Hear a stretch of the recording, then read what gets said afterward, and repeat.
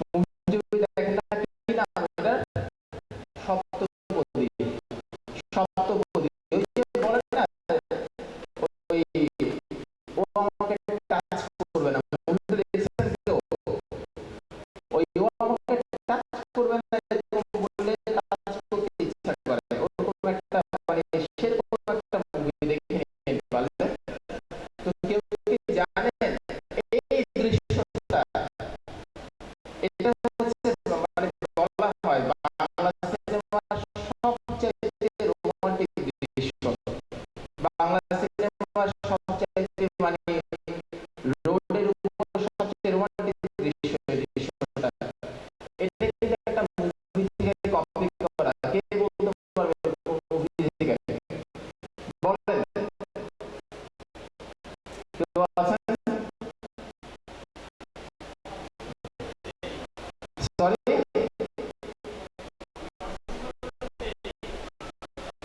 না, Roman holiday. Roman holiday এই ধরনের একটা দৃশ্য আছে, কেউ না দেখলে দেখে নিয়েন। তো এটা বলার উদ্দেশ্য হচ্ছে যে আমাদের যদি এরকম ঘোরাঘুরি করতে হয় বা এরকম উত্তম কুমারের মতো নিজেকে আমরা ভাবি, কিন্তু উত্তম কুমার হওয়ার জন্য চেষ্টা করি না, এটা করলে হবে না, অনেক পরিশ্রম করতে হবে। আচ্ছা, পরে আটটার সময় আমি কিছু থাম্ব রুল ফলো করি, এই থাম্ব রুল গুলো জানিয়ে দিচ্ছি। এটা ফলো করলে আমাদের সবার জন্য ভালো হয়। এক, মোবাইল ফোন যেন না বেজে ওঠে, দয়া করে মোবাইল ফোনটা সাইলেন্ট করে রাখেন। আমি আমারটা এয়ারপ্লেন মোডে দিয়ে দিয়েছি, আমি চাই না কোনো ফোন আসুক। মোবাইল ফোনে কথা বলতে হলে এই হলটার বাইরে গিয়ে কথা বলতে হবে। পাশের জনের সাথে কথা যখন বলবেন তখনই বলবেন যখন আমি এদিকে তাকিয়ে থাকবো, আমি যেন না দেখি। যদি ঘুম টুম আসে তাহলে এমন ভাবে ঘুমাতে হবে যাতে আপনার ঘুমের জন্য পাশের জনের ঘুমের কোনো ব্যাঘাত না ঘটে। অর্থাৎ ঘুমাতে ঘুমাতে ওনার করলে হেলে করা যাবে না। আচ্ছা, প্রশ্ন করবেন যখন আমি প্রশ্ন করতে বলবো তখন। আর কোনো নোট নেওয়ার দরকার নাই, কিছু লেখারই দরকার নাই। এগুলো সব ফেসবুক আপলোড করে দিব আমি। আমার ফেসবুক অনেকে আছেন যারা আমার সাথে ফেসবুকে কানেক্টেড অথবা ফলোয়ার, তো ফলোয়াররাও কানেক্টেড। তো আমার মনে হয় লেখার দরকার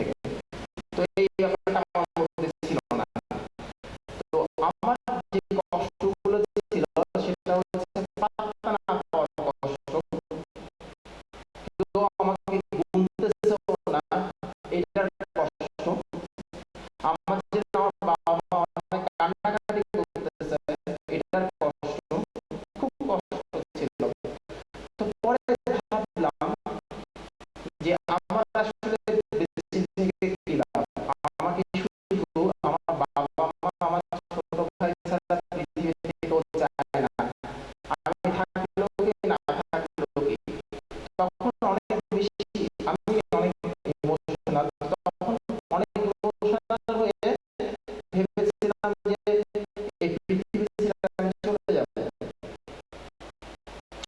তো পৃথিবী ছেড়ে চলে যাওয়ার সিদ্ধান্ত নিলাম এবং কিছু পয়জন কিনে এনেছিলাম, বিষ। তো বিষটা যখন খাবো, তা খাওয়ার সময় আমার মানে প্রথম চিন্তা যেটা হয়েছিল যে এটা খাওয়ার পর যদি সত্যি সত্যি মারা যায় তখন কি হবে। এটা হচ্ছে প্রথম চিন্তা। পরে চিন্তা করলাম আমি তো মরতেই খাচ্ছি নাকি। পরে চিন্তা করলাম আচ্ছা মরে গেলাম, মরে যাওয়ার পর কি হবে। ভাবলাম মরে যাওয়ার পরে আসলে অনেক কান্নাকাটি হবে, মা কান্নাকাটি করবে, আমার বাবাকে ফোন দিলে বাবা কোর্ট থেকে দৌড়ায় চলে আসবে, আমার ছোট ভাই সবকিছু দেখে দেখে আসলে অবাক হয়ে যাবে, একটু পরে সেও কান্নাকাটি শুরু করবে। খুবই বিস্ময়কর একটা দৃশ্য। ঘটনা হচ্ছে এত ভয় পেলে আসলে suicide করা যায় না। এটা যে সত্যি কথা, আমার সাহসের অভাব ছিল। তো সেদিন আমি আর suicide করলাম না। আর মানে honestly speaking, যখন তখন প্রচন্ড কাঁদতেছিলাম, রুমের দরজা বন্ধ করে চোখটা ঝাপসা হয়ে আসছিল, মুখের সামনে আমার মায়ের মুখটা ভেসে উঠছে। তখন আমার কাছে মনে হয়েছে আমার যে লাইফটা আমার মায়ের দেওয়া সেটাকে আমি নিজের হাতে নষ্ট করে কিভাবে, এটার কোনো অধিকার আমার নাই। তখন ভাবলাম ঠিক আছে, আমার বন্ধু বান্ধব তো অনেক এগিয়ে গেছে, আমি আমার বন্ধু বান্ধবের চাইতে প্রায় 4.5 বছর পর চাকরি জয়েন করি, ওদের চাইতে 4.5 বছর পর চাকরি করা শুরু করেছিলাম আমি। ভাবলাম ওরা তো অনেক এগিয়ে গেছে, ঠিক আছে, ওদের মতো আমি না হয় অতটুকু ব্রাইট ক্যারিয়ার করতে পারবো না, ওদের মতো অতটুকু উজ্জ্বল হতে পারবো না, একটু অনুজ্জ্বল মানুষ হয়ে বেঁচে দেখি না কি হয়। আজকের দিনে আমি বুঝি আপনি যদি শুধু বেঁচেও থাকেন, স্রেফ বেঁচেও থাকেন, অনেক কিছু পাবেন লাইফ থেকে। তো শীর্ষেন্দু মুখোপাধ্যায়ের একটা উপন্যাস আছে, সাতারো জলকন্যা। ওখানে একটা কথা আছে যে স্রেফ বেঁচে থাকলেও অনেক কিছু হয়। আজকে আমি বুঝি আসলে সত্যি কথা,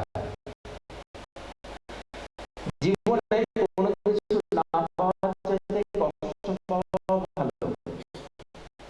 Cry, cry, only to smile later. আচ্ছা বলি, আমার কাছে মনে হয় আজকের দিনে এসে লাইফে একেবারে কোনো কিছু না পাওয়ার চাইতে কষ্ট পাওয়া ভালো। কষ্ট পেলে আপনি যদি সেই কষ্ট থেকে ঘুরে দাঁড়াতে পারেন, মানুষের পিঠ যখন দেয়ালে ঠেকে যায় তখন সে ঘুরে দাঁড়ায় না, আমার পিঠ দেয়ালে ঠেকেছিল, আমার ঘুরে দাঁড়ানো ছাড়া তেমন কোনো গতি ছিল না। তো ওই জন্য আমি মনে করি যে লাইফে কিছু না পাওয়ার চাইতে কষ্ট পাওয়াটা ভালো। যদি কষ্টটাকে আপনি স্ট্রেংথে কনভার্ট করতে পারেন, তাহলে সেটা থেকে যে ইম্পালসটা গ্রো করে ভেতর থেকে, যে ফোর্সটা গ্রো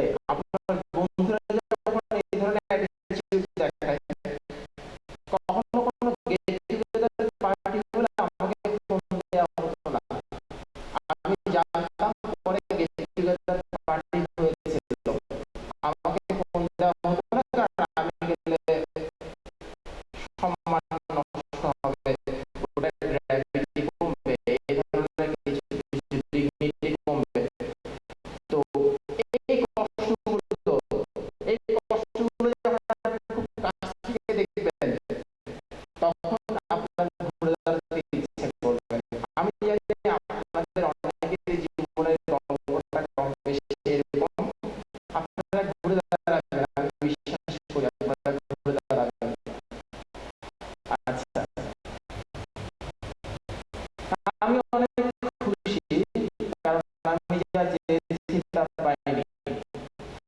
আল্লাহ মাঝে মাঝে আমাদের প্রার্থনা কবুল করেন, আমাদের প্রার্থনা কবুল না করার মাধ্যমে। আল্লাহকে ধন্যবাদ, উনি আমার প্রথম জীবনের প্রার্থনাগুলো কবুল করেননি। আচ্ছা, এটা আমি খুব বিশ্বাস করি, মন থেকে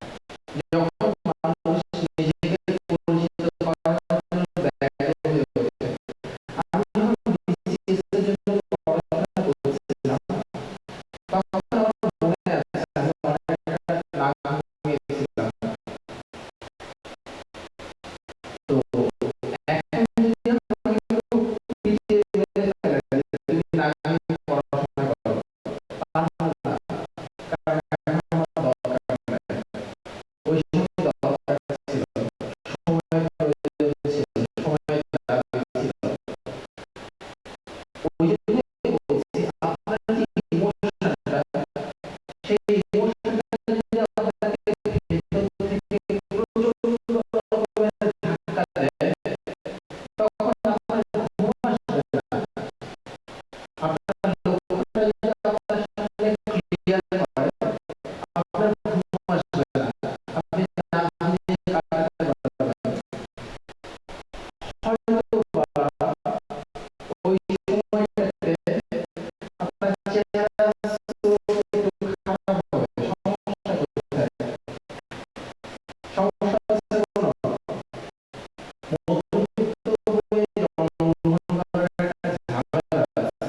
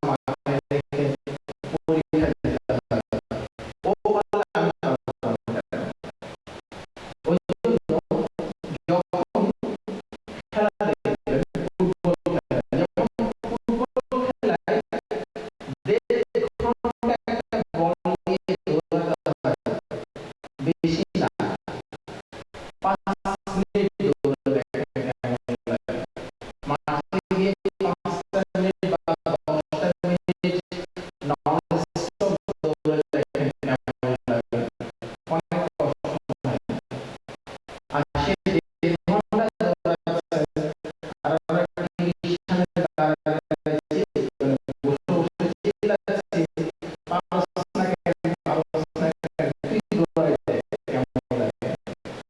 তো এটা যদি প্র্যাকটিস করেন তাহলে হবে কি, অনেক বেশি পরিমাণে স্ট্রেস নেওয়ার ক্ষমতা বাড়বে। এই ব্যায়ামটা যদি মাঝে মাঝে করেন, এটা মাইন্ড এক্সারসাইজ, তাহলে অনেক বেশি পরিমাণে স্ট্রেস নেওয়ার ক্ষমতা বাড়বে আপনার। আচ্ছা, ভয়ের জিনিস ততটাই ভয়ের যতটা আমরা ভয় পাই। ছোটবেলায় আচ্ছা বলি, আমি ছোটবেলায় খেলাধুলা ভয় পেতাম। ছোটবেলায় খেলাধুলা বেশিরভাগ মানুষই ভয় পেত। ছোটবেলায় খেলাধুলা ভয় পাওয়াটা একটা সভ্যতার পর্যায়ে পড়ে। ছোটবেলায় খেলাধুলা ভয় পাওয়া উচিত। যে বাচ্চা খেলাধুলা ধরে থাকে, এই আচ্ছা যাই হোক। তো খেলাধুলা যখন আমি ভয় পাওয়া বন্ধ করলাম, তখন দেখলাম খেলাধুলা আসলে কিছুই না। একটা স্যালারি বাড়ি খেলাধুলা হয়ে যায়। আচ্ছা, ধরেন আপনাকে যদি বলি, ভাই এখান থেকে জাম্প করেন, আপনি দেখবেন কিছুই না, জাম্প করলে কি হবে? কিছু হবে না। আপনি যদি এখান থেকে জাম্প না করে আপনাকে কিন্তু ওখানে ফেলে দিবে। ওখানে ফেলে দেওয়ার পর যদি বলি ভাই জাম্প করেন, আপনি আর জাম্প করবেন না। দেখেন জায়গাটা কিন্তু চেঞ্জ হয় না, চেঞ্জ হচ্ছে আমাদের দেখার ভঙ্গি, আমাদের দৃষ্টিভঙ্গি। একটা জিনিসকে দেখার পর ওই জিনিসটা ততটুকুই ভয়ের মনে হয় যতটুকু আমরা ভয় মনে করি। আমরা যখন এখান থেকে জাম্প করতে যাচ্ছি, তখন সেটা আমার ভয়ের মনে হচ্ছে না,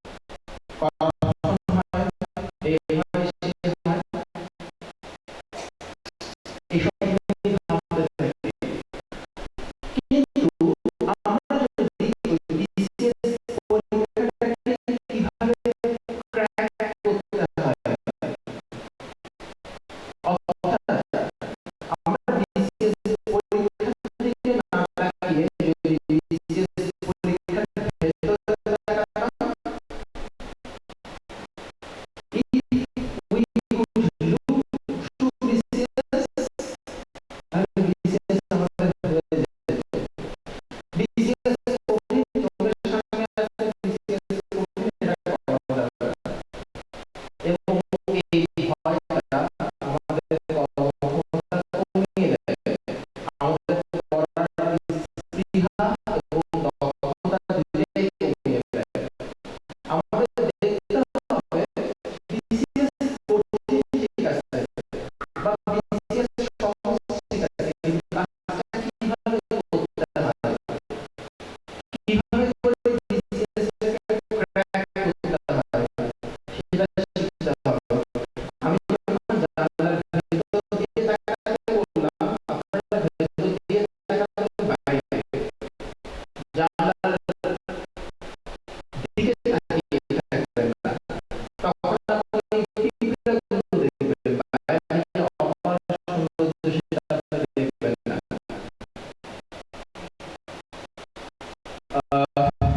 পেসিমিস্ট পেসিমিস্টও পারতপক্ষে এড়িয়ে চলবেন।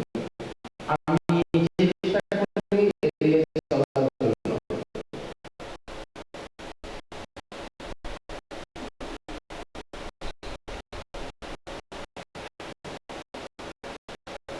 আমেরিকার শিকাগো শহরে দুঃখবাদীদের একটা আড্ডা হতো। ওখানে পার্কটার নাম ভুলে গেছি। ওরা পার্কে বসে আড্ডা দিত এবং যে লোকগুলো আড্ডা দিত সবাই ছিল দুঃখবাদী, পেসিমিস্ট। ওরা মনে করতো পৃথিবীতে কিছু হবে না, পৃথিবীতে বেঁচে থেকে কোনো লাভ নাই, আমার দ্বারা কিছু হবে না, সব দুঃখবাদী কথাবার্তা বলতো ওরা। একটা সময়ে ওরা সিদ্ধান্ত নিল যে আমরা রেগুলারলি যেহেতু বসি, আমাদের একটা ক্লাব তৈরি করা দরকার। ওই ক্লাবটার নাম হবে দুঃখবাদীদের ক্লাব। হ্যাঁ, করা দরকার। তখন তারা সিদ্ধান্ত নিল, ঠিক আছে, আমরা ছুটির দিন রোববারে সবাই মিলে একসাথে হবো, একসাথে হওয়ার পর একটা ক্লাবের গঠন কমিটি হবে, চূড়ান্তভাবে একটা ক্লাব তৈরি করে ফেলবো। দেখা গেল কি, ওই শুক্রবারে দুই-একজন ছাড়া কেউ আসেনি।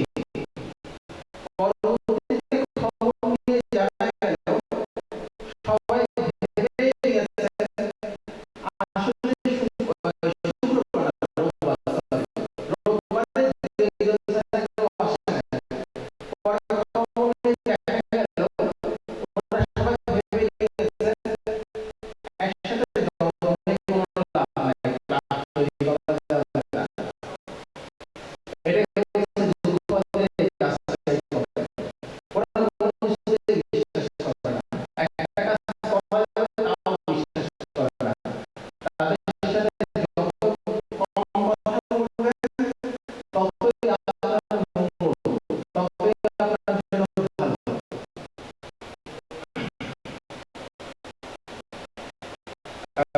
এখন যে পয়েন্টটা বলছি, দয়া করে এটা বিশ্বাস করে মনে রাখবেন। যুক্তি দিয়ে যাচাই করবেন না, বিশ্বাস করে মনে রাখবেন।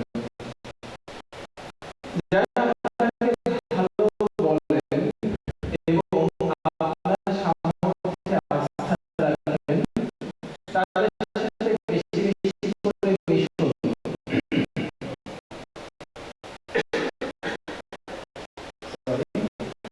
কেউ ভালো বললে নিজের মধ্যে যে দায়িত্ববোধ জন্মে সেটাকে কাজে লাগাবেন। আচ্ছা,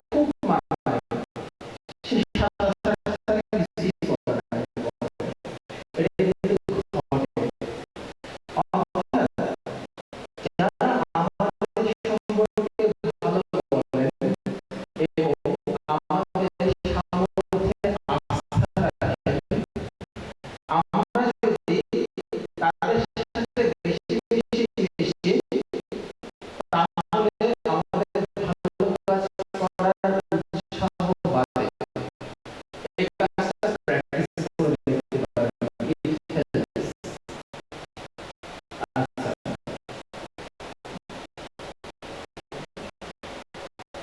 আর সবসময় যখন প্রশংসা শুনবেন, তখন মাথা নত করবেন এবং মুখ দিয়ে উচ্চারণ করে বলবেন যে, না না না ভাই, সব প্রশংসা আল্লাহর। আমার কোনো ক্রেডিট নাই। আল্লাহ যা চাইছে তাই দিয়েছে। এটা উচ্চারণ করে বলবেন মুখ দিয়ে। মনে মনে না। এই জিনিসটা আপনার কর্মক্ষমতা দ্বিগুণ করে দিবে। আর যখন প্রশংসা করবেন, উদারভাবে প্রশংসা করবেন। আমরা কিন্তু প্রশংসা করার ক্ষেত্রে খুব কিপটা, খুব কিপটা। কিছু কিছু মানুষ থাকে দেখবেন আমাদের সমাজে আছেন, যারা আমরা যখন কোনো একটা ভালো কাজ করি, সেই ভালো কাজ করার সময় আমাকে কোনো ধরনের অ্যাপ্রিসিয়েট করে না। কিন্তু সেই আমি যখন কোনো একটা খারাপ কাজ করি, তখন সে একদম লাফায় চলে আসে। দেখবেন ফেসবুকে যখন আপনি একটা ভালো পোস্ট দিলেন, যে ব্যক্তি কখনো একটা কমেন্ট দূরে থাক, লাইকও দেয় নাই, আপনি যখন একটা খারাপ পোস্ট দিলেন অথবা আক্রমণাত্মক কিংবা ওনার ভালো লাগে নাই এমন একটা পোস্ট দিলেন, তখন সে বিশাল বিশাল কমেন্ট করে। আমি সাধারণত এই ধরনের লোকদেরকে ব্লক করে দিই। কেন এই কথাটা বলি? আমার কথা হচ্ছে, যে লোক আমার ভালো কাজের প্রশংসা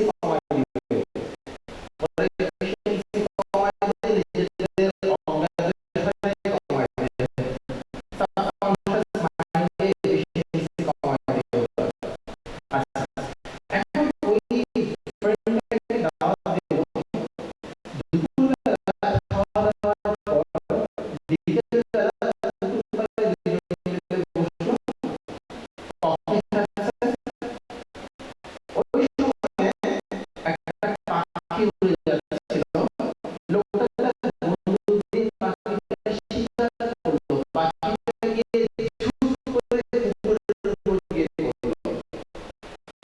পাশে কুকুরটা বসেছিল, কুকুরটা দৌড়ে গিয়ে পাখিটার মুখ দিয়ে চলে আসলো। তার যে বন্ধুটাকে সে যাওয়া করেছিল, সে বন্ধুটা কিছুই বলে না। একটু পরে সে আমতা আমতা করে বলে, আচ্ছা দোস্ত, একটা কথা বলতাম। বলি, কি? বলে, আচ্ছা আমার কুকুরটার মধ্যে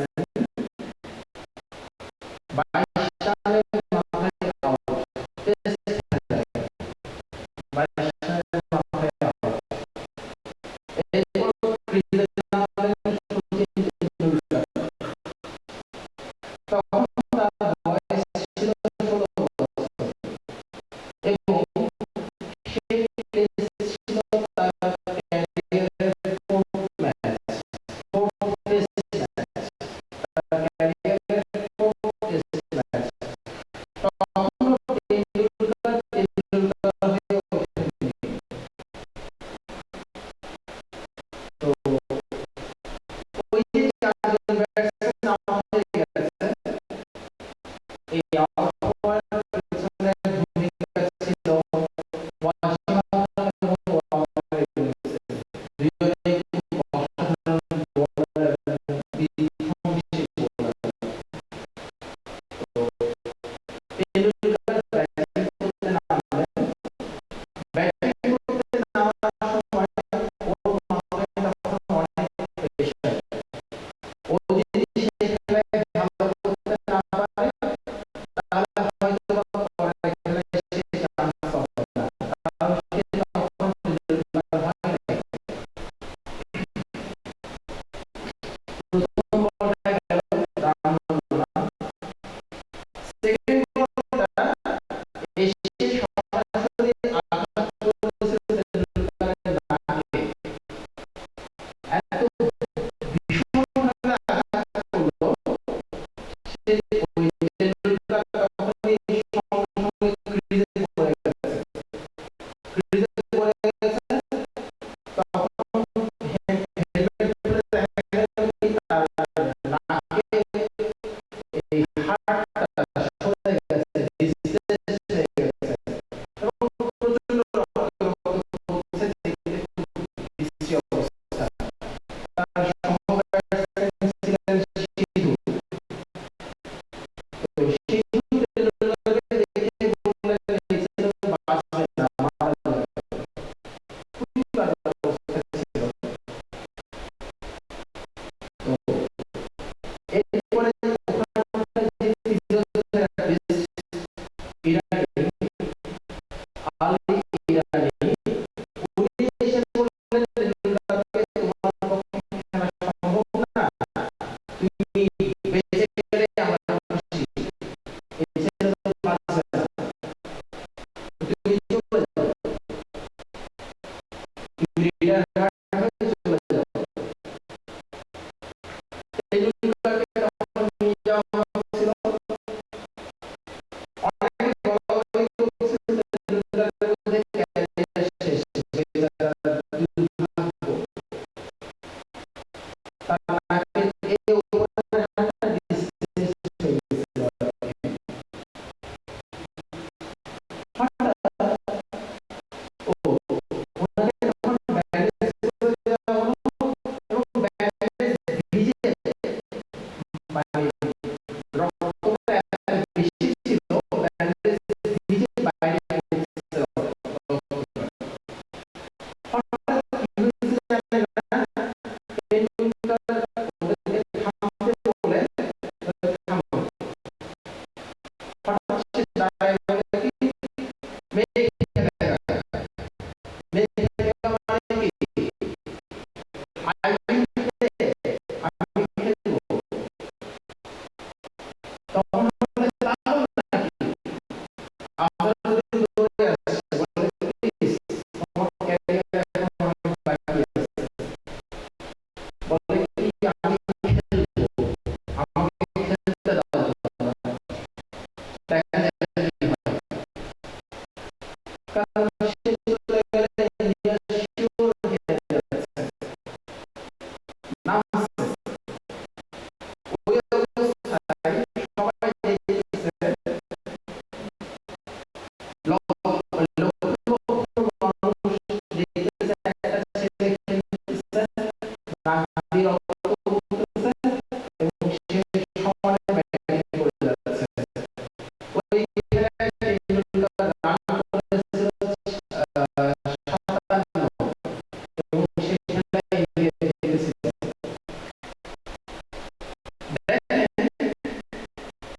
এই যে অ্যাটিটিউডটা, যখন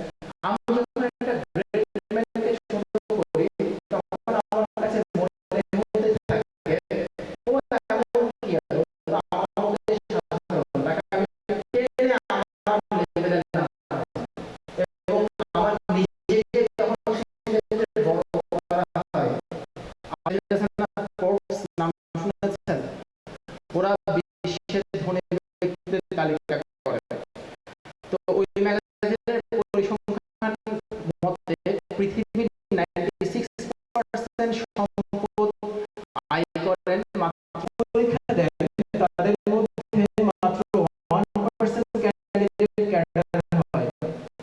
এটা কেন হয়? এর কিছুটা এমন কিছু ফ্যাক্টর দ্বারা নিয়ন্ত্রিত। চাকরিটা পায় কত পার্সেন্ট বলেন তো? অনলি 1%। অনলি 1%। আমি হিসেব করে বলছি 1% চাকরিটা আসলেই পায়। যখন না করাই ভালো কোনো বিষয়ে আমাদের মনে হতে পারে একটু কথা বলে দেখি, যদি একটু কিছু জানতে পারি, সেটা মনে হয় আমাদের মন মানে না। কিন্তু এমন হতে পারে আপনি এমন একটা বিষয় মাথায় সেট করে ফেলতে পারেন যে বিষয়টা আপনার প্রিপারেশনকে নষ্ট করে দিবে। এটা খুব বেশি হয় এই ধরনের কম্পিটিটিভ এক্সামগুলোর ক্ষেত্রে। আচ্ছা, একটা গান, এটা খেয়াল করবেন, একটা গান মাথায় ঢুকে এবং সেই গানটা বাজতেই থাকে, বাজতেই থাকে, বাজতেই থাকে। আপনাদের হয় না এটা? আচ্ছা, মজার ব্যাপার হচ্ছে গান যখন মাথায় ঢুকে তখন দেখবেন এমন এমন গান মাথায় ঢুকে যাবে যে গানটা আপনার মাথায় ঢোকার কথা না, কিন্তু ওই গানটাই ওই মুহূর্তে ভালো লাগতে হয় যে না দেরি করলাম। এটা আমার হয়, আপনাদের হয় কিনা আমি জানি না। আপনাদের হয় এটা? হয়তো বা ওই গানটা আপনি গুনগুন করে গাইতেও লজ্জা পাবেন, কিন্তু সেটা মাথায় ঢুকে গেছে। একটা সত্যি ঘটনা বলি।